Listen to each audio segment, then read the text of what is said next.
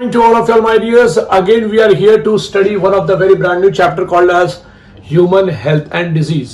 बच्चों, human health and disease इस समय ऐसे पड़ाव पर है जहां पे एक बहुत ही खतरनाक बीमारी के बारे में हम बात कर रहे हैं, that is something called as AIDS, acquired immunodeficiency syndrome. मैं जानता हूं कि it is also termed as a pandemic, और आप भी जानते हैं कि AIDS is a type of a pandemic and it is worldwide, क्योंकि ये किसी भी, मेरे ख्याल से शायद ही ऐसा कोई देश होगा या फिर कोई भी देश ऐसा नहीं होगा जहां पर इसका इन्फेक्शन ना हो। So HIV virus is a type of which virus? It belongs to which family? Basically it belongs to Retroviridae नाम के फैमिली में ये बिलोंग करता है and it is termed as retrovirus. Now why basically it is termed as retrovirus? Because इसके पास present होता है RNA and the RNA is converted into DNA and then DNA is again converted into RNA. कैसे होता है ये सब, ये मैं आपके साथ डिस्कशन करूंगा। Basically, whenever HIV virus enters into your body, it remains or it stays in its incubation period. I can say around 5 to 10 years. ये 5 से 10 साल के बीच में कभी भी एक्टिव हो जाएगा। And then what start is something called as initially जब आप इसको जब आपकी बॉडी में ये आता है तो अगर और ये डिटेक्ट हो जाता है तो the person is termed as HIV positive. But when it gets active होने के बाद जो है वो यहां से हम इसको कहते हैं कि the person is an AIDS form, तो एक्वायर्ड इम्यूनोडेफिशिएंसी सिंड्रोम आप इस चीज को देखेंगे। वेरी इंपॉर्टेंट फैक्ट इज कि HIV basically affects the macrophages and T helper cell. T helper cell is also termed as CD4 lymphocytes, my dear. So after getting into a body of a person, the virus enters into macrophage where RNA genome of the virus replicates to form viral DNA, my dear. आप यहां पर देख सकते हैं retrovirus is present here and आपको मैं एक बात और बता दूं कि it is a type of a communicable disease, but it is non dash, it is a non contagious. Why?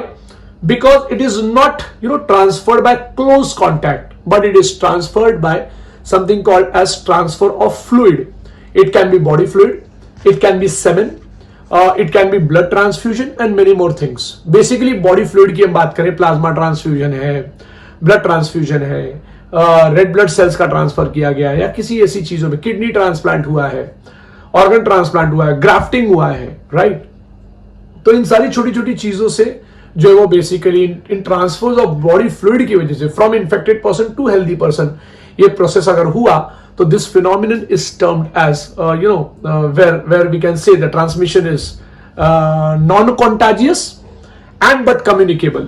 So whenever RNA genome is present in the virus, आप देख सकते हैं यहाँ पे, first of all it gets attached to the macrophage and as soon as it gets attached to the macrophage it shows a presence of ये viral protein coat है इसका, अंदर वायरल आरएनए कोर प्रेजेंट है। यहाँ पे basically 2 RNA होते हैं, लेकिन आपके एनसीईआरटी बुक में एक दिखाया, इसमें मैंने भी एक दिखाया। Okay, so virus infects normal cell, यहाँ पे सेल में आता है, यहाँ पे इनका ये प्रोटीन अटैचमेंट होता है इस तरीके से। होने के बाद when the virus does what? It injects only its I can say RNA. ये तो ये आप जो स्ट्रक्चर देख रहे हैं, it is RNA. So it's a viral RNA which is introduced into a cell. And ये जो बाहर मटीरियल रह जाता है, it is termed as ghost. अब ये आपके बुक में नहीं लिखा है, लेकिन मैं आपको बता दूं कि जो बाहर ऐसा मटीरियल पड़ा हुआ रहेगा, the protein coat, it is termed as what? Ghost, मेरे बच्चों। When this viral RNA is introduced into a cell, at the same time it also contains something called as reverse transcriptase नाम का enzyme, and reverse transcriptase नाम का enzyme अगर आप देखें तो it converts this RNA into DNA, my dear. Please try to understand, it is one of the most important phenomenon which you are hearing today. Reverse transcriptase is a type of an enzyme, my dear. It's a type of an enzyme which has an ability to convert RNA into what? RNA into DNA. So ये काम यहाँ पर हो जाएगा। And here as soon as the RNA is converted into DNA by the help of reverse transcriptase, the DNA further enters into the nucleus and takes entire control of the nucleus, right? तो ये पूरा control जो है वो nucleus का ले लेता है। And as soon as the nucleus control में आता है, they start producing large amount of क्या? तो they start producing large amount of RNA. तो ये आप आरएनए देख सकते हैं, यहाँ पे बहुत ज्यादा प्रोड्यूस होना चालू हो जाता है। Not only that, they also start producing the coats, the protein coat, the lipid membrane, ये सारे के सारी चीजें, ग्लाइकोप्रोटीन्स आपने पढ़ा था, GP120 है ना, GP41 आपने पढ़ा था, ये सारी चीजें ये प्रोड्यूस करवाता है. And then what happens is assembly takes place. Now let me tell you, virus do not reproduce my dear, they do not reproduce, ये कभी भी रिप्रोडक्शन नहीं करते. What they perform is assembly. जैसे किस तरीके से, फॉर एग्जांपल इमेजिन कीजिए कि एसी के यूनिट्स हम बना रहे हैं, तो आप एसी का मोटर लेके आएंगे 10,000 उसका आगे का कवर लेकर आएंगे, 10,000 जो है वो उसके पैनल्स लगेंगे और सारी चीजों को लेके आप जोड़ देंगे. Same happens here also. And this entire phenomenon जो आप देख रहे हैं यहाँ पे, assembly takes place in the cell itself, इस सेल के अंदर होती है. Basically this is the animal cell which I had shown it to you, and this is the plasma membrane which I was showing it to you. यहीं पर ये plasma membrane के ऊपर ही इस तरीके से प्रोटीन्स होते हैं जहां पर ये अटैचमेंट होता है. जैसे मैंने आपको बताया था कि viruses are highly specific in nature, but मैं आपको बोलूं ये इतना ज्यादा खतरनाक क्यों है. इतना ज्यादा खतरनाक होने का रीजन, 2-3 रीजन है. Reason number 1, they have a presence of RNA molecule, and RNA is highly unstable in nature, means they can undergo large number of mutation.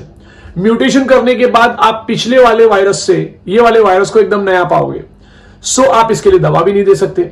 दूसरा important point, different type of medicine जो आप देखें भी, normal medicine ये इसके ऊपर काम नहीं करती. They are very much resistant to different type of enzymes also. They have their enzyme called as reverse transcriptase, जिससे वो अपने RNA को कन्वर्ट कर लेते हैं DNA में. And as soon as they convert it into DNA, the DNA then enters into the nucleus of a animal cell, and it takes the control. And guess what? What is going to happen? Large number of RNA will be produced, large number of glycoproteins will be produced, large number of protein का layers will be produced, large number of something called as reverse transcriptase enzyme will be produce, और सबको properly pack किया जाएगा. तो ये packing जो होती है, ये पैकिंग होने के बाद large number of viruses are formed, and this virus then burst the something called as macrophage और टी हेल्पर सेल. मैं दोनों की बात कर रहा हूं, मैं आऊंगा इस पॉइंट पे अभी. The viral DNA gets incorporated into the host cell DNA, जैसे मैंने अभी आपको बताया, it directs the infected cell to produce large number of virus. मेरे बच्चों, बहुत ज्यादा वायरस. Macrophage continues. अब ये काम इन्होंने मैक्रोफाज के साथ किया है. अब मैं आपको बता दूं, it's very important. The macrophage continue to produce large number of virus. In this way acts like a HIV factory. ये HIV फैक्ट्री की तरह काम करता है. Simultaneously HIV also enters into T helper cell. जैसे टी हेल्पर सेल, ये macrophage का cells मैंने बनाया था, ऐसे टी हेल्पर सेल्स भी होते हैं. और टी हेल्पर सेल्स का एक बहुत बड़ा प्रॉब्लम ये होता है कि they have a presence of proteins जो बहुत जल्दी अटैच हो जाता है. और टी हेल्पर सेल का एक बहुत बड़ा प्रॉब्लम यह भी है कि वो बहुत ज्यादा मदद करता है इम्यूनिटी में. तो आप इस बात को इमेजिन कर सकते हैं कि टी हेल्पर सेल्स को मार देना मतलब आपने किसी वॉर में सेनापति को ही मार दिया है. क्योंकि T helper cell is the one which produces different type of chemical which stimulates and instigate other B lymphocyte cells to produce large number of plasma cells, and plasma cell in turn produces large number of antibodies. लेकिन ये सारा काम बंद हो जाएगा आपके body के अंदर as soon as virus infects T helper cell. T helper cell is also termed as T lymphocyte, तुम्हारे बुक में लिखा हुआ है, but it is T helper cells. और फिर उसके बाद मैं आपको बता दूं कि इसको CD4 लिम्फोसाइट्स भी कहते हैं. हालांकि आपके बुक में शायद ना दिया हो, बट आप इस बात को याद रखिए. They produce large number of progeny of viruses. The progeny of viruses released in a blood attack other T lymphocytes, and this is repeated, leading to progressive decrease in T helper cell or T lymphocyte in a body. जैसे ही ये कारनामा शुरू होता है मेरे बच्चों, बहुत बहुत बड़े बड़े प्रॉब्लम्स आना शुरू होते हैं. पहला point, the person suffers from the bout of a fevers, मतलब बैक टू बैक फीवर आना चालू होगा. There is something called as bout of a fever आने के बाद डायरिया बैक टू बैक चालू रहेगा. There will be a weight loss. ये वेट लॉस वाला बहुत जबरदस्त प्रॉब्लम हो जाता है. वेट लॉस होने की वजह से AIDS is also termed as a slim disease. किसी एग्जाम में क्वेश्चन भी आया हुआ था. So due to decrease in a number of helper T lymphocytes, now my dear, the person starts suffering from infection that could have been otherwise overcome, such as those due to bacteria, especially mycobacterium. अब आप नहीं जानते होंगे, mycobacterium can cause you something called as TB. तो TB होने का chances बहुत ज्यादा बढ़ जाता है. ट्यूबरकुलोसिस जिसको हम कहते हैं, वो चांसेस बहुत ज्यादा बढ़ जाता है. सामने वाले को दूसरे और वायरसेस पकड़ लेते हैं. पूरे बॉडी में फंगल इन्फेक्शन हो जाता है. आप सोचिए उस पर्सन की क्या हालत हो रही है. इम्यून सिस्टम काम नहीं कर रहा, बहुत सारे फंगस बॉडी में लग चुके हैं, हर जगह दांत खाज और खुजली हो चुकी है, पूरे बॉडी में दूसरे और बहुत सारे वायरस इन्फेक्ट कर चुके हैं, माइकोबैक्टीरियम माने ट्यूबरकुलोसिस होने के चांसेस और बढ़ जाते हैं। Not only that, there are certain parasite like toxoplasma. मेरे बच्चों में आपको बताऊं टॉक्सोप्लाज्मा भी बॉडी के अंदर घुस जाता है। अब ये पैरासाइट में जिसकी बात कर रहा हूं, बहुत बार क्वेश्चन आने के चांसेस है। Toxoplasma is what? It is a protozoa और इट इज अ बैक्टीरिया और इट इज अ फंगस और इट इज अ वायरस। मैं आपको 4 ऑप्शन देता हूं, प्रोटोजोआ, फंगस, वायरस और बैक्टीरिया। आप मुझे बताएंगे, मेरे वीडियो के लेक्चर्स को देखने के बाद आप मुझे या तो कमेंट करेंगे या तो आप जो है वो मुझे जूम लेक्चर में बताएंगे कि आपको ये आंसर मालूम पड़ा कि नहीं पड़ा। So talking about toxoplasma, the patient becomes so immune deficient that he or she is unable to protect himself against this infection. मतलब फाइनली डेथ कंफर्म है। Death is fatal, it is a fatal disease. Yes, a widely used diagnostic test जो हम use करते हैं for AIDS is something called as a enzyme linked immunosorbent assay. So it is something called as also termed as ELISA. ये आप याद रखेंगे, it is enzyme, right? Enzyme linked immuno, ठीक है, हाँ प्लीज याद रखिए, एंजाइम लिंक्ड इम्यूनोसॉर्बेंट एसे, बहुत ही ज्यादा जरूरी, immunosorbent assay. But let me tell you my dear one more thing, अब आपकी बुक में दिया है तो हमको तो पढ़ाना ही है। एंजाइम लिंक्ड इम्यूनोसॉर्बेंट एसे दुनिया का ऐसा प्रोसेस है जो बेसिकली नॉन कंफर्मेटरी टेस्ट होता है। आपको एक और टेस्ट करना पड़ेगा। अब मैं एक और ऑप्शन देता हूं, उस टेस्ट का नाम क्या है आपको बताना है, जो कंफर्मेटरी टेस्ट है एड्स के लिए। मैं ऑप्शन देता हूं, southern blotting, western blotting, northern blotting, eastern blotting. कौन से टाइप की ब्लॉटिंग से आप ये पता कर सकते हो कि सामने वाले को कंफर्म्ड एड्स है या नहीं है, बेसिकली वो HIV पॉजिटिव है या नहीं है। Treatment of AIDS with anti retroviral drug is only a partially effective, ये ज्यादा इफेक्टिव नहीं होता। राइबोविरिन होता है, अजीडोथाइमिडिन होता है, नेविरैपिन होता है। एक क्वेश्चन मेरा और है कि कौन सा ऐसा टैबलेट देंगे तो मदर से फीटस को, प्लीज याद रखना बहुत इंपॉर्टेंट है, कौन सा ऐसा टैबलेट देंगे तो मदर से फीटस को नहीं होगा। मेरा बात याद रखना, कौन सा ऐसा टैबलेट देंगे जिससे मदर से फीटस को एड्स नहीं होगा। If a mother is suffering from AIDS, foetus will not suffer from AIDS. अगर आपने वो दवा दिया तो मैं 4 ऑप्शन दे देता हूं, nevirapine, AZT, ribavirin, all of the above. तो आप इस बात का भी पता लगाएंगे और अगर आपको कोई दूसरा ड्रग पता चले तो मुझे प्लीज बताइएगा, ठीक है। So they can only prolong the life of the patient but can not prevent the death. So death is inevitable, आप इसको हटा नहीं पाएंगे। तो प्रिवेंशन ऑफ एड्स की मैं अगर बात करूं तो सबसे पहला एड्स का जो प्रिवेंशन है, बेस्ट ऑप्शन यही है कि prevention is better than cure. मैं आपको बताऊं एड्स का कोई क्योर नहीं है। HIV infection is more often spread due to conscious behavior pattern, मेरे बच्चों, and it is not something that happens inadvertently, मतलब ये inadvertently नहीं हो जाता, ये हमारे होशो हवास में रहते हुए ये प्रॉब्लम अकर होती है। सो समथिंग ये आपको याद रखना है, लाइक निमोनिया हो गया या फिर टाइफाइड हो गया, ये ये अपने आप हो सकता है किसी प्रॉब्लम की वजह से। बट एड्स होने का जो चांसेस है, ये एड्स होने का चांसेस जो है वो ये जैसे आप जो है वो मल्टीपल सेक्सुअल पार्टनर्स रखते हैं। दूसरा इंपॉर्टेंट पॉइंट जो है वो आप ड्रग्स लेते हैं, it is intravenous, blood intravenous जो है वो ड्रग्स आप ले रहे हैं। Blood transfusion between the patient, ये एक बहुत बड़ा प्रॉब्लम है। न्यू बॉर्न टू मदर जो है वो होने का चांसेस है।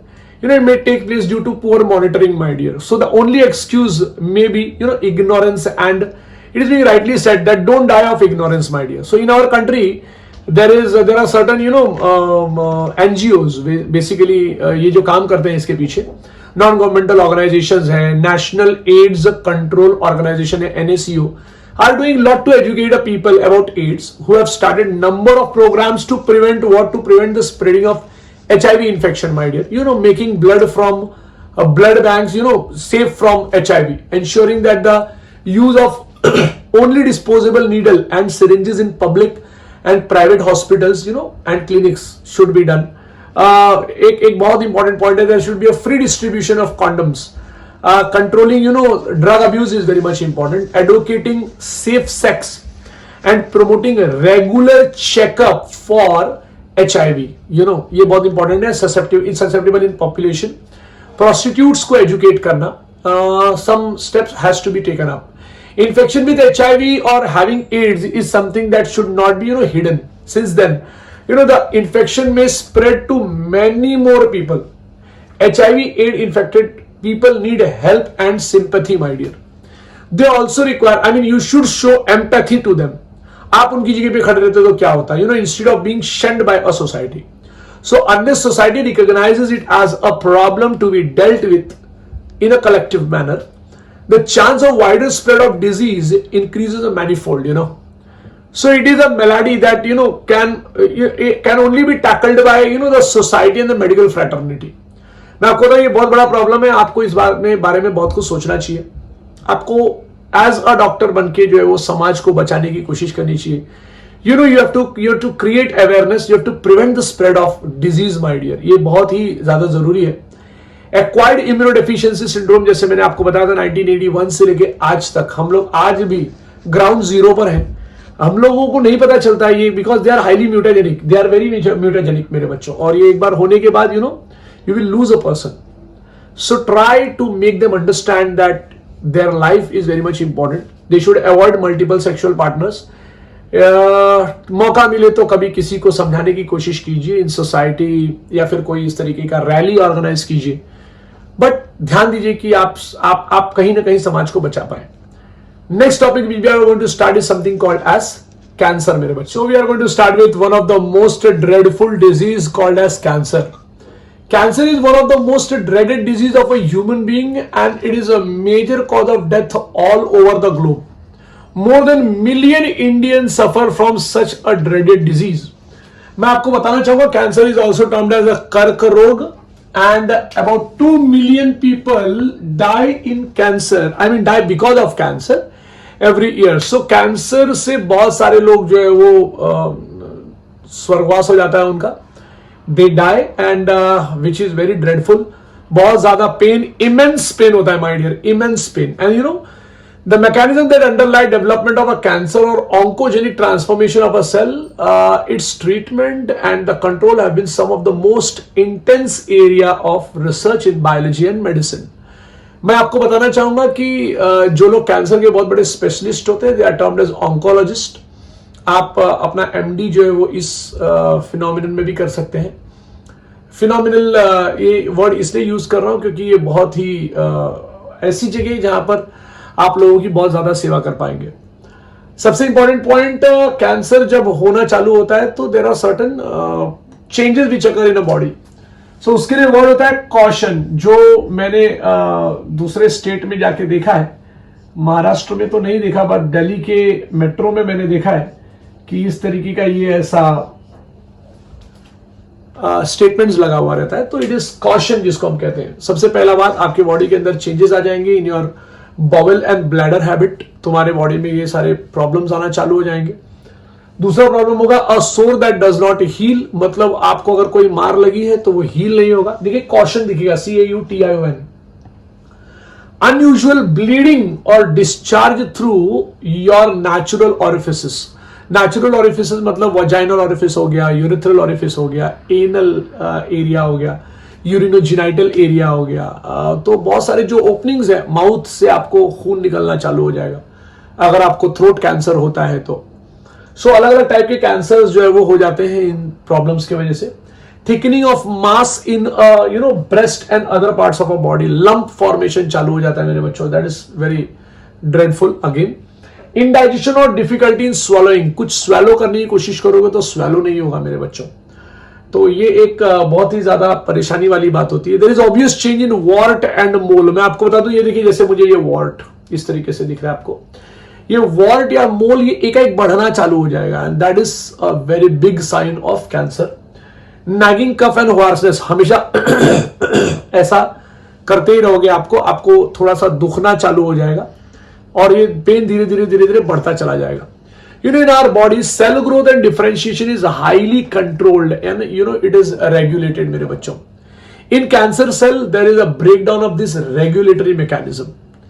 G0 फेज में तो वो जाएगा ही नहीं. अब सेल डिवीजन नाम के चैप्टर में आपको पता था G0 phase.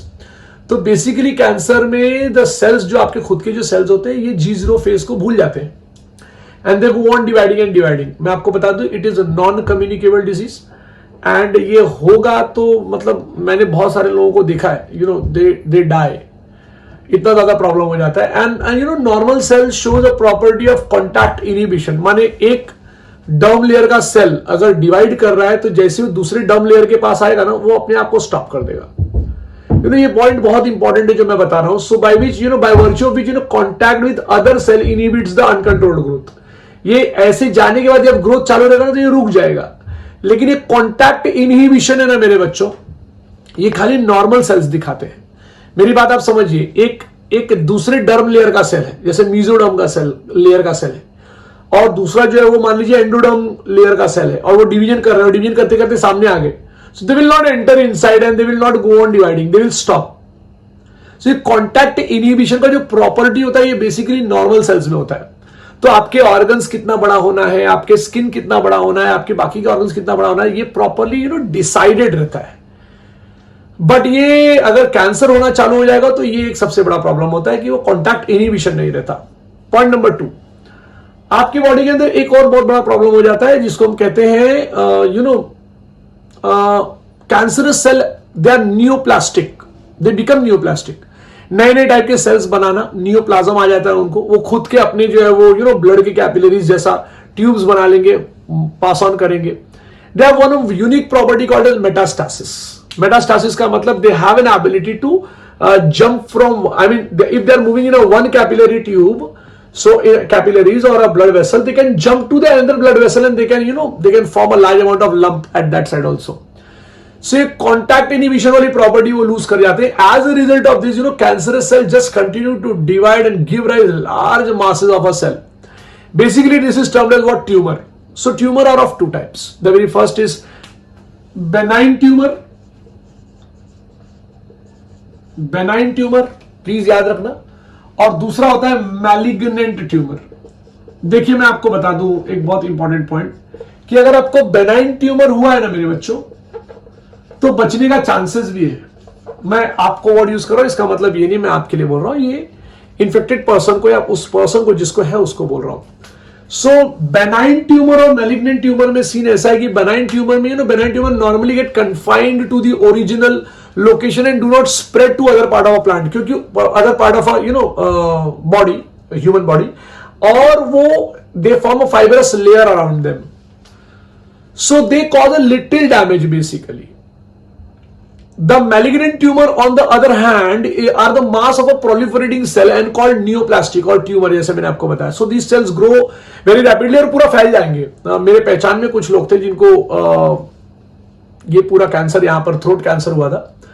So it started you know ये पूरे थायराइड ग्लैंड को पकड़ लिया उसने, ये पूरा ऊपर की तरफ भी चली गया ऐसा ही. तो ये ऑपरेट किया पूरा उनका ये पूरा पार्ट, बट देन ऑल्सो इतना ऑपरेट करने के बाद ये बच नहीं पाए. तो आप प्लीज इस बात का ध्यान रखिए. So the cell grow very rapidly, ये आपके ही सेल्स होते हैं. The cell grow very rapidly invading and damaging the surrounding normal tissues. My dear, सारे टिश्यूज को डैमेज करना चालू करेंगे. And all these cells you know they actively divide and grow and you know बहुत important है कि they also starve the normal cell, क्योंकि ये सेल इतने वोराशियस हो जाते हैं. दे आर वोराशियस ईटर्स, मतलब कोई भी न्यूट्रिशन आएगा तो ये खा लेंगे, तो बाकी के नॉर्मल सेल्स को नहीं मिलेगा. तो normal cells also starts you know dying as these cell actively divide and grow na, so they make starve to the another cells, normal cells for vital nutrients. मेरे बच्चों you know एक और important point है, loss of you know contact एक दूसरे से रखना ना छोड़ देते हैं ये.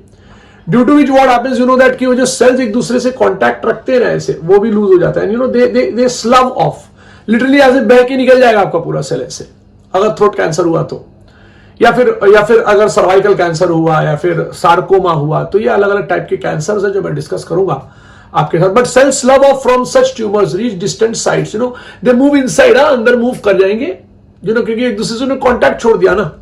कॉन्टैक्ट छोड़ने के बाद दे विल मूव इनसाइड और वो अलग अलग जगह पे फैल जाएंगे. And again they will start dividing, they will form tumour at that places. तो पूरे बॉडी में ना बेटा ट्यूमर ही ट्यूमर फॉर्म हो जाएगा. सो ये इनकी एक आदत होती है। एंड ये जो मैंने आपको बताया कि ये they get slough off and they reach to the अंदर पार्ट, ये पूरा एरिया खाली हो जाता है ऐसा। सो इसको हम लोग बोलते हैं metastasis and it's a most feared property of something called as a malignant tumour. Now what are the causes of a cancer?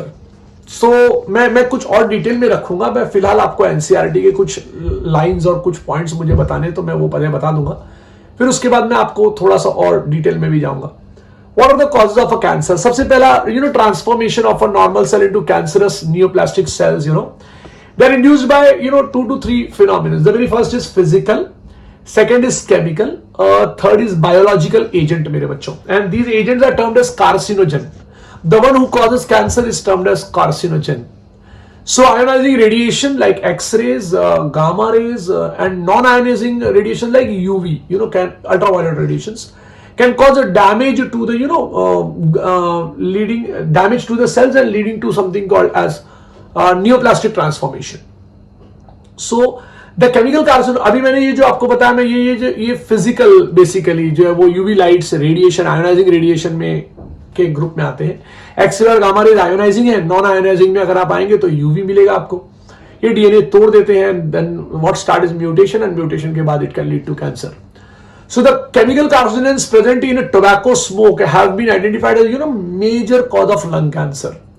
So cancer causing viruses are termed as oncogenic virus, and these they have a gene called as viral oncogenes, and ये several genes called cellular oncogenes मेरे बच्चों, ये basically इनको C-onc या protoncogenes कहा जाता है, which have been identified in a normal cell, which when activated under certain condition could lead to oncogenic transformation of a cell. मतलब ये सेल, ये जीन आपके बॉडी के अंदर भी हो सकता है। ये सबसे बड़ी खतरनाक बात है कि ये प्रॉब्लम आपके बॉडी, ये जीन ना आपके बॉडी के अंदर हो सकता है बट इनएक्टिवेटेड फॉर्म में। तो कुछ लोगों को तो कोई केस नहीं होता, ना वो दारू पीते हैं, ना वो सिगरेट पीते हैं, neither they deal with alcohol, neither they deal with something called as cigarette, neither they deal with certain X-rays, कुछ भी नहीं है, ऐसा नहीं, but then also they suffer from cancer. The reason behind that is what they have a presence of a gene, and in that gene, if you see this gene, they are called as protoncogene. If they get activated, my dear, yes, these can cause you oncogenic transformation of a cell, मेरे बच्चों। Cancer detection and diagnosis की अगर मैं बात करूं तो सबसे पहली बात, early detection of cancer is essential and it allows the disease to be treated successfully in many cases. Stage 1, stage 2, stage 3, तो स्टेज 1 पे पता चल जाता है तो बहुत जल्दी डिटेक्ट हो जाता है, मतलब आप क्योर कर सकते हैं उसको। Cancer detection is based on biopsy, histopathological studies, tissue का, ब्लड का, बोन मैरो टेस्ट कराना पड़ता है, सेल का काउंट इंक्रीज हो जाता है वो चेक कराना पड़ता है। बायोप्सी में हम ल्यूकेमिया के केस में अगर आप देखें तो WBC सेल्स जो है वो बहुत ज्यादा they become uncontrolled growth rate हो जाता है और फिर पूरा वो they start degrading your entire blood. Leukaemia की बात कर रहा हूं। बायोप्सी में क्या करते हैं, a piece of tissue is being cut out, thin sections लिया जाता है, माइक्रोस्कोप पे चेक किया जाता है, हिस्टोपैथोलॉजिकल स्टडीज चेक किया जाता है by pathologist. Technique like radiography, that is something called as X ray का use, CT, I mean commuted, what याद रखना please, computed, it's not commuted, it is computed tomography and MRI, magnetic resonance imaging are very useful to detect cancer of internal organs. Please याद रखना, internal organs में हम लोग CT scan बोलते हैं, हम उसको कंप्यूटेड टोमोग्राफी बोलते हैं, MRI मैग्नेटिक रेजोनेंस इमेजिंग बोलते हैं। तो इंटरनल ऑर्गन में कैंसर अगर हुआ रहेगा तो वो पता चल जाता है। Computed tomography uses X-ray to detect the cancer of internal organs, तो प्लीज आप ये याद रखना। and not only that, it uses X-ray to generate a 3D image of the internal object, तो ये ज्यादा इंपॉर्टेंट हो जाता है। एंड MRI की अगर आप बात करें तो MRI uses strong magnetic field, so please याद रखना, ये क्वेश्चन आ सकता है कि कंप्यूटेड टोमोग्राफी क्या यूज करता है, तो दे use X-ray to generate 3D images of internal objects या internal organ or of an object, and MRI uses strong magnetic field and non-ionizing radiation to accurately detect the pathological and physiological changes in living tissue. ये भी देखा गया है कि antibodies against cancer specific antigens are also used to detection of certain cancer. कुछ cancer में हम लोग क्या यूज करते हैं, एंटीबॉडी यूज कर सकते हैं. Technique of molecular biology can also be used. Technique of molecular biology can also be used मेरे बच्चों. तो ये भी एक बहुत बड़ी बात है. अलग अलग टाइप के स्टेजेस प्रेजेंट होते हैं कैंसर में. और ये जो मैंने बताया ना कि मॉलिक्यूलर बायोलॉजी आप यूज करके ये देख सकते हैं, ये आप जीन्स डिटेक्ट कर सकते हैं, डू यू नो. और जीन्स अगर आपको पता चल जाए तो आप उसको जो है वो जो इनहेरिट हो जाता है एक जनरेशन से दूसरे जनरेशन में, उस जीन को इनएक्टिव कर सकते हैं या उसको बाहर निकाल सकते हैं. Identification of such genes which predispose the individual to certain cancers, it becomes very much useful in prevention of cancer अगर ये पता चल जाए तो. So such individuals may be advised to avoid the exposure of particular carcinogens because ये जो लोग को जेनेटिकली ये प्रॉब्लम्स होती है ना, मतलब अगर सी ऑन्क जीन मिल गया उनके बॉडी के अंदर तो हम अवॉइड करते, हम उन पेशेंट्स को बोलते हैं कि भाई आप है ना ये रेडिएशन से बचना, क्योंकि ये रेडिएशन अगर आपको लग जाएगा या ये म्यूटाजेन आपके बॉडी के अंदर चले जाएगा या ये कार्सिनोजन आपके बॉडी के अंदर चला जाएगा तो it can activate that gene of cancer. So ये बहुत इंपॉर्टेंट पॉइंट है. लोगों को अगर आप उनका जीन डिटेक्ट कर लोगे ना कि भाई देखो तुमको ये वाला कैंसर का इशू है, मतलब इसके जीन्स मिले हैं, तो स्मोकिंग छुड़ाना पड़ सकता है आपको. सो स्मोक इन जो टोबैको स्मोकिंग होती है it can cause lung cancer. तो वो जीन्स से रिलेटेड प्रॉब्लम भी है या हो सकती है. So treatment of a cancer. अभी common approaches for treatment of a cancer is being done my dear. Surgery है, रेडिएशन है, रेडिएशन थेरापी, इम्यूनोथेरापी है मेरे बच्चों. और ये ट्यूमर सेल्स को हम इरेडिएट करते हैं, लीथली मार देते हैं इनको. लेकिन इसके साथ जो है वो दूसरे अच्छे वाले सेल्स भी मर जाते हैं. So normal tissues are also being killed in this tumour mass killing basically. Chemotherapeutic drugs use करते हैं हम लोग. और ये ड्रग्स अगर आप यूज करेंगे तो they will kill the cancerous cell मेरे बच्चों. They have an ability to kill the cancerous cell, but majority of the drugs they causes what, they cause anaemia, they causes hair fall. So large number of side effects होते हैं इसके बहुत ज्यादा. एक और खास बात मुझे पता चली कि कभी कभी तो हम कॉम्बिनेशन ऑफ सर्जरी करते हैं. जैसे सर्जरी किया, केमोथेरापी साथ में किया, रेडियोथेरापी साथ में किया. Tumour cells have been shown to avoid detection and destruction by immune system also.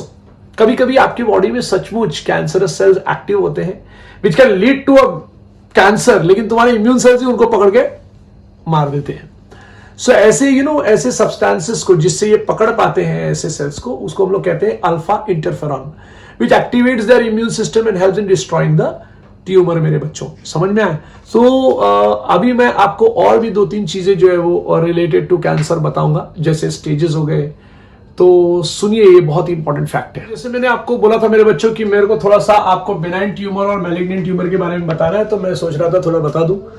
Benign tumour का स्पेशलिटी ये है कि it grows slowly through out. तो यहाँ पे इसका जो ग्रोथ होगा, ग्रोज स्लोली. और इसका क्या होगा मेरे बच्चों, मैलिग्नेंट ट्यूमर का इनिशिएट ग्रोथ स्लोली, ठीक है, बट बाद में ये बहुत रैपिड हो जाता है. सो रैपिड डिवीजन चालू हो जाता है मेरे बच्चों इसका. सो ये एक बहुत बड़ा प्रॉब्लमेटिक मैंने सीन देखा है. बेनाइन ट्यूमर का ये पॉइंट है कि they are being confined, as I had told you all that they are being confined. तो ये कन्फाइंड होते हैं यहाँ पे, but they are not confined, they extend into the neighbouring tissue. So लिखना पड़ेगा मेरे को कि they extend into the neighbouring tissue. So it's very important मेरे बच्चों, they extend into the neighboring tissue. ये पॉइंट याद रखना. दूसरा, there is no metastasis. यहां मेटास्टासिस नहीं होता, तो आपको याद रखना है there is no metastasis. मैंने आपको बताया मेटास्टासिस जो है वो, मेटास्टासिस का मतलब हो जाता है कि फॉर एग्जाम्पल कि there is a capillary like this, blood capillary है, और यहां पे अगर ये सेल है तो, और यहां से कोई जा रहा है तो ये they can enter into this one also. So ये मेटास्टासिस होता है मेरे बच्चों. और यहां पे दे शो मेटास्टासिस, तो ये बहुत ज्यादा खतरनाक हो जाते हैं जैसे मैंने आपको बताया है. सो दे शो मेटास्टासिस. अब आप देखिए कि कैसे बेनाइन ट्यूमर जो है वो निकाला जा सकता है बाय सर्जरी. ये नहीं निकाला जा सकता. And they are non cancerous. मैं आपको बता दूं, basically they are termed as non cancerous. सुन के आपको भी थोड़ा रिलीफ होगा। And they are cancerous. Cancerous का मतलब ये दूसरे सेल्स को भी अटैक कर देते हैं, मतलब कंपीट करते हैं और फाइनली उन सेल्स का डेथ हो जाता है। You no it is a capsulated tumour मेरे बच्चों। मैं आपको बता दूं ये कैप्सुलेटेड ट्यूमर होता है। सो यहां पे फिलहाल आप इस ट्यूमर को निकाल पाएंगे, लेकिन ये ट्यूमर जो है कैप्सुलेटेड नहीं होता है। सो it is non capsulated tumour मेरे बच्चों, प्लीज याद रखना। बहुत ही ज्यादा दर्द भरा होता है ये नॉन कैप्सुलेटेड ट्यूमर, क्योंकि ये आपके बॉडी में इतना सारा हो जाएगा कि आप बच नहीं पाएंगे। एंड यहां पे it is well differentiated mass of cells होता है, और यहां पे it is not well differentiated, is an undifferentiated mass of a cell मेरे बच्चों। अब मुझे ना आपको एक बात पढ़ाना है, something called as types of cancer. मेरा बड़ा मन था ये पढ़ाने का, एंड इसीलिए जो है वो मैंने थोड़ा सा और टाइम लिया है पढ़ाने के लिए, तो मैं इसको मिटाना चाहता हूं, आप जरा देख लीजिए। Okay, so types of cancer पढ़ाना मुझे बहुत ये है कि मैं पढ़ाऊं आपको। अब there are different type of cancer and this cancer are on the basis of the tissues. ठीक है, तो आपको भी पता चलेगा कि बेसिकली मैं क्या बोल रहा हूं आपको। अलग अलग टाइप के कैंसर जो है वो आपके ध्यान में रहेंगे, तो आप भी जो है वो लोगों को कभी ना कभी कुछ अवेयरनेस दे पाओगे। You know for that I am taking, और ये नीट में इसकी यहां से आने के चांसेस भी बढ़ जाते हैं। सो पहला जो कैंसर अगर आप देखेंगे that is something called as carcinoma. Now जब मैं ये कहता हूं कि इट इज कार्सिनोमा, तो ये क्या है जरा प्लीज ध्यान से सुनिएगा। कार्सिनोमा का मतलब क्या होता है मेरे बच्चे मालूम है? It is a tumour that arise from epithelial tissue. बहुत इंपॉर्टेंट पॉइंट, ये आपको जानना बहुत जरूरी है कि आपके बॉडी में, आप इन द सेंस द पेशेंट के बॉडी में जब कभी भी कैंसर होगा, और अगर वो बेसिकली एक्टोडर्मल टिश्यू या फिर एपिथेलियल टिश्यू से होगा, तो that is something called as carcinoma. And आप यकीन नहीं करेंगे बट 85% ऑफ कैंसर जो होता है that is because of carcinoma मेरे बच्चों। Cancer of skin, cancer of lungs, cancer of liver, cancer of breast, cancer of cervix, cancer of kidney, cancer of stomach, cancer of pancreas, cancer of colon, सबका सब इससे होता है। As भी जो है वो बहुत इंपॉर्टेंट हो जाता है इसके लिए। ब्रेस्ट कैंसर भी आपको देखने के लिए मिलेगा। एज बहुत इंपॉर्टेंट हो जाता है। Age of first life birth में आपको बताऊं, एज ऑफ मेंस्ट्रुअल पीरियड में भी जो है वो होने के चांसेस जाते हैं। दूसरा एक और आता है समथिंग कॉल्ड एज सार्कोमा। सो अभी जो मैंने एज की बात की, एज की वजह से भी कैंसर होने के चांसेस होते हैं। अगर आपको इन द सेंस पेशेंट को कैंसर जो है वो कहां हो रहा है, आप cancer is occurring in a connective tissue, तो अगर cancer is occurring in a connective tissue my dears, then it is termed as what? Sarcoma. अब मैं कनेक्टिव टिश्यू कहता हूं तो बेसिकली मैं मेसोडर्म्स के बारे में बात करूंगा, और it occurs in cancer of cartilage, cancer of bone tumour, muscle का कैंसर, एडिपोज टिश्यू का कैंसर, इसको लाइपोमा भी कहते हैं मेरे बच्चों। दूसरा आता है लिम्फोमा, बहुत खतरनाक ये लिम्फोमा है। ठीक है, सो लिम्फोमा, राइट, भगवान न करे ऐसी चीजें किसी को हो।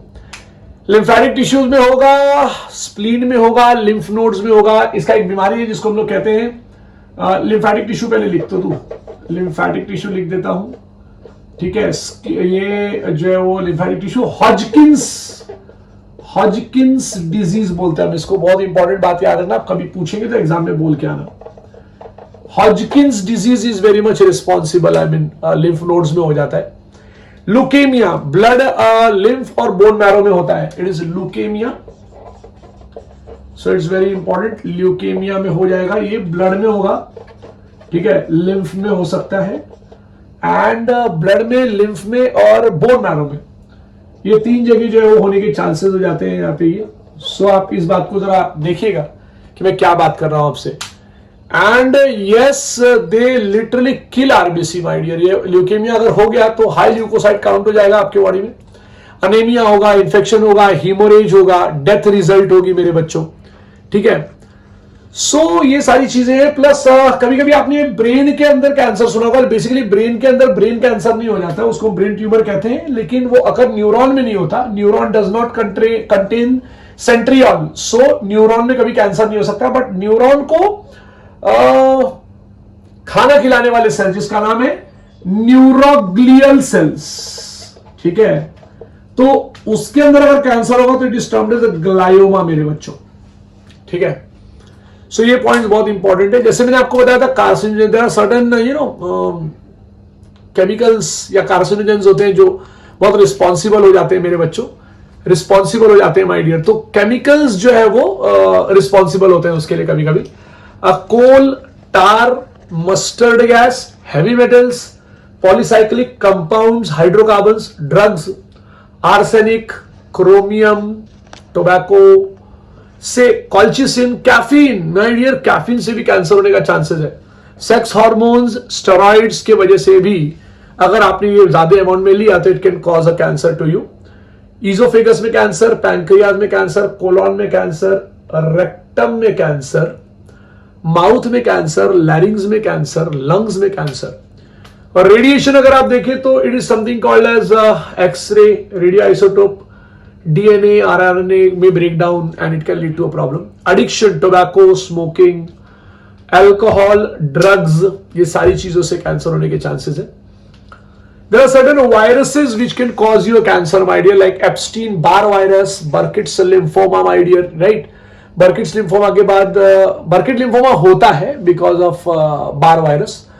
लिवर में कैंसर HBV की वजह से हो सकता है, हेपेटाइटिस बी वायरस की वजह से, राइट। कपोसी सार्कोमा HIV की वजह से हो सकता है, ह्यूमन इम्यूनोडेफिशिएंसी वायरस होता है ना, तो कपोसी सार्कोमा आप याद रखेंगे। डाइट से हो सकता है, स्मोक्ड फिश खाया तो हो सकता है, इंटेस्टाइनल कैंसर होने का चांसेस है। बीफ अगर ज्यादा खाया तो हो सकता है।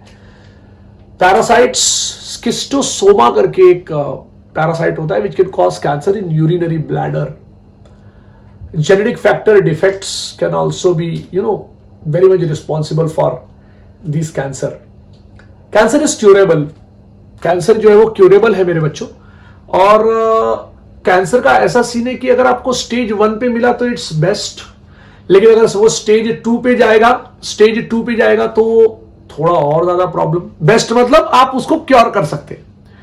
स्टेज 3 पे जाएगा, स्टेज 4 पे जाएगा तो बाप रे, तो फिर बचाना मुश्किल हो जाता है। सो बेसिकली कैंसर के जो है वो स्टेजेस आप याद कर लीजिए कि स्टेज 1 में जो है वो एक्चुअली हम इसको नाम देते हैं TNM।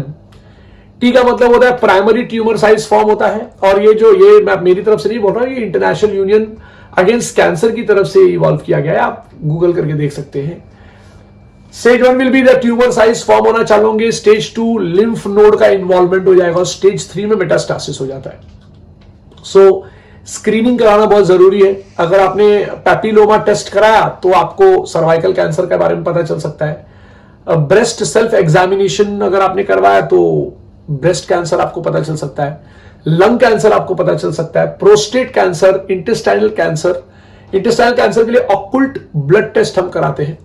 प्रोफिलैक्सिस आप ये जानते ही है कि अगर आपने prevention is better than cure, आप ऐसी चीजें ही ना करें तो that is better.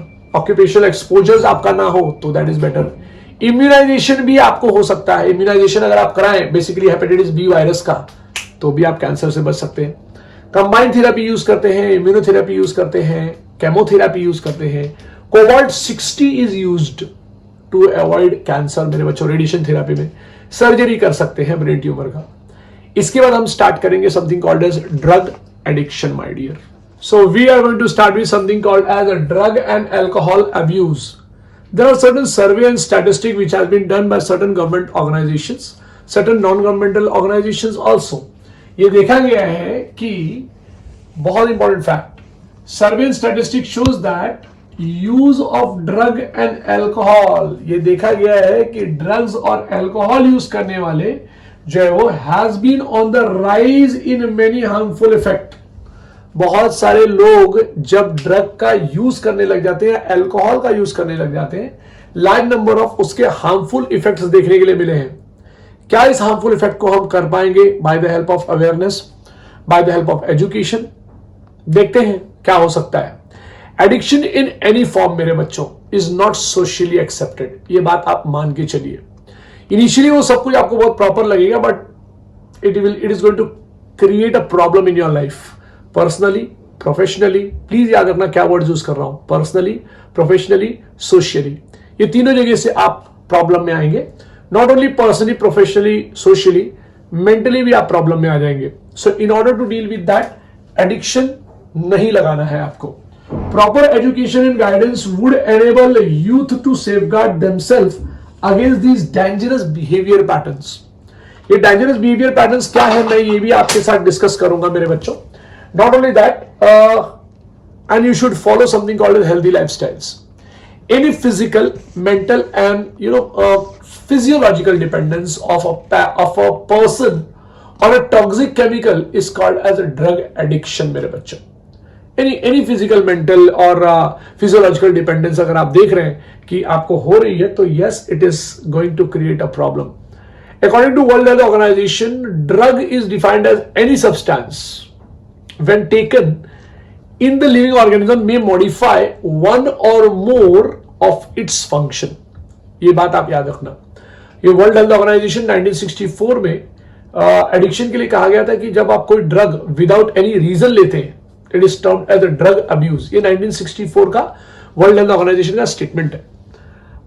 It can be stimulant, it can be depressant, it can be psychotropic drug, it can be psychedelic drug, mood swinger drugs हो सकते हैं, हेलुसिनेशन आ जाएगा, स्टिमुलेंट हो जाएगा, नार्कोटिक्स है, ट्रैंक्विलाइजर्स है, ओपिएट नार्कोटिक्स की मैं बात कर रहा था। सो देखते हैं इन सारी चीजों में कौन कौन सी चीजें आपके सामने आपकी लाइफ में कभी ना कभी आई है। Drugs which are commonly abused are termed as opioids, cannabinoids and coca alkaloids, जिसमें से मैं सिर्फ आज ओपियोइड्स के बारे में बात करूंगा। Opioids are the type of a drug which binds to specific receptor present in the central nervous system, that is brain and spinal cord, and GIT, gastrointestinal tract, जिसको हम कहते हैं। Heroin is one of the example. Heroin, it is called as a smack. इसको डायएसिटिल morphine भी कहा जाता है। White colour का होता है, ओडरलेस होता है, बिटर होता है, कड़वा, क्रिस्टलाइन होता है, and obtained by acetylation of morphine मेरे बच्चों। ये क्या क्या करेगा आपके साथ में आपको ये बताया था, but it is being extracted from a plant called as poppy plant, Papaver somniferum बोलते हैं। इसके पाउडर को स्नॉर्ट किया जा सकता है, इंजेक्शन लिया जा सकता है। Heroin is depressant and slows down the body function मेरे बच्चों। तो जैसे मैंने आपको बताया कि it is depressant, it is analgesic, मतलब it relieves from pain, so it is also termed as pain killer मेरे बच्चों। ओपिएट लेसन्स द पेन, कम कर देगा pain, reduces the tension and anxiety मेरे बच्चों। ब्लड प्रेशर आपका नीचे चला जाएगा, आपको ड्राउजीनेस मारे हल्का हल्का चक्कर आएगा, कंस्ट्रिक्ट प्यूपिल, आंख ऐसा रहेगा, reduce the visual activity, relaxant है, फीलिंग ऑफ वेलबींग देगा आपको ये। यहाँ पे ये वेट लॉस कराता है, फर्टिलिटी भी लॉस कराता है मेरे बच्चों। आप प्लीज याद रखना मैं क्या कह रहा हूं। It leads to something called as weight loss and fertility loss. तो मतलब फर्टाइल भी, जो इंसान फर्टाइल रहता है वो इनफर्टाइल हो जाता है। तो आप इस बात का भी ध्यान रखिएगा। So don't have to take something called as drugs my dear. It also blocks respiration मेरे बच्चों। और ये ड्रग्स अगर नहीं लेंगे ना, अगर एक बार एडिक्शन हो जाएगा और ये ड्रग्स अगर आप नहीं लेंगे, तो आपको ये विड्रॉल सिम्टम्स का आदत दिखाएगा। मतलब आपका कुछ करने का मन ही नहीं करेगा, आप दिन भर ऐसे सोए रहोगे एंड यू विल बहुत परेशान हो जाओगे आप। राइनोरिया, हर वक्त नाक से एक्सेस ऑफ वाटरी डिस्चार्ज होगा थोड़ा सा, ये पॉइंट आप याद रखना। नाक में से हमेशा जो है वो ऐसा लैक्रीमेशन, हमेशा आंखों से टीयर्स निकलते रहेंगे।